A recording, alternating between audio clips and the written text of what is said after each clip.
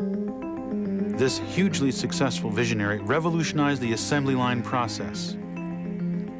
However, in the spring of 1914, a dark family secret began to cause trouble at the Ford Detroit plant. Diary installments and a birth record from 1872 confirmed the presence of Mortimer Ford, Henry's half-brother.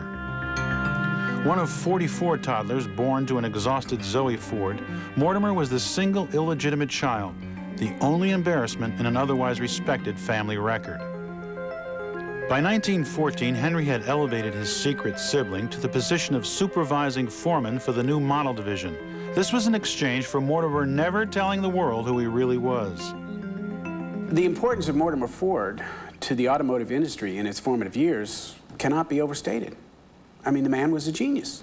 He was a genius in labor, he was a genius in distribution and efficiency. At first, the agreement seemed amicable. Soon, however, Mortimer's marginal status within the Ford family caused him a great deal of resentment. Driven by intense jealousy, Mortimer devised a component to be installed in the engines of the Model T. It was supposed to be a kind of filter to keep the car from overheating. Or was it? I'm not an automobile scientist or anything. I was just an assembly line worker. Mortimer Ford devised a component called the Hydrocilator. This was to be installed in the engines of the Model T.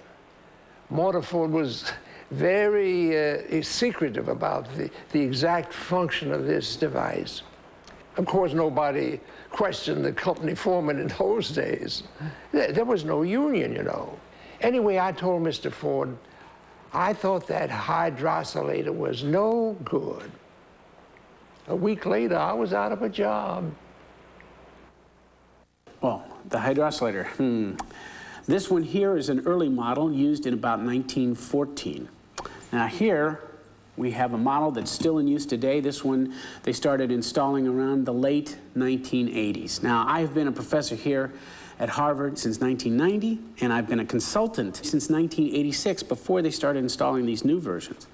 And in my opinion, the hydrocilator is the worst byproduct the automotive industry has ever known.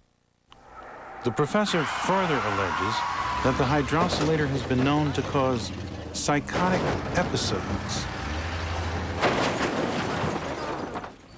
and nervous breakdowns. In fact, I wrote a report on the hydrocilator, which I presented to the Convention of Automotive Scientists in Chicago in the early 1980s, and it was met with critical indifference.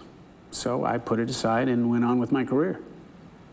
In fact, the professor issued no less than 16 such reports to the big 50 automakers, as well as government agencies in Germany, Sweden, and France. None of them responded, and all declined to speak to us for this program. So what is this thing, this unit smaller than a man's fist?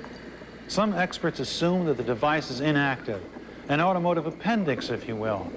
Is it possible that the hydrocilator was some kind of parasitic device designed to cause mechanical mayhem within the engine of the host vehicle?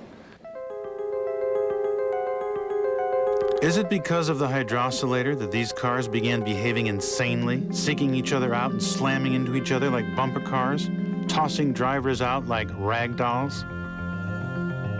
Was Mortimer Ford the dark side of Henry's genius?